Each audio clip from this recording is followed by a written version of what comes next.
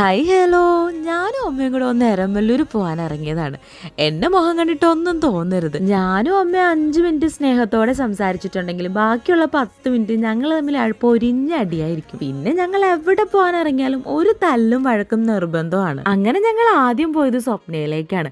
അമ്മയ്ക്കാണ് കുറച്ച് സാധനങ്ങളൊക്കെ മേടിക്കാനുണ്ടായിരുന്നു. അങ്ങനെ ഒരു സാധനം മേടിക്കാനായിട്ട് കയറിയതാണ്. കയറിയിട്ട് ഇറങ്ങിയപ്പം രാത്രിയായി. അങ്ങനെ നേരെ പോയത് മഹാരാജയിലേക്കാണ്. അമ്മയുടെ കള്ളമൊക്കെ പറഞ്ഞാണ് കൊണ്ടുപോയത്. എനിക്ക് ചെയിൻ മേടിക്കണം, എൻ്റെ കൂടെ കൂട്ടിനായിട്ട് വന്നാൽ മതി എന്നൊക്കെ പറഞ്ഞാണ് കൊണ്ടുപോയത്. പക്ഷെ അമ്മയ്ക്കൊരു സർപ്രൈസ് കൊടുക്കാനാട്ടോ ഞാൻ കൊണ്ടുപോയേ. അങ്ങനെ ഞങ്ങൾ ചെയിനൊക്കെ നോക്കി കുറേ നോക്കി കേട്ടോ. എന്തെടുക്കണം എന്നുള്ള കൺഫ്യൂഷനായിരുന്നു.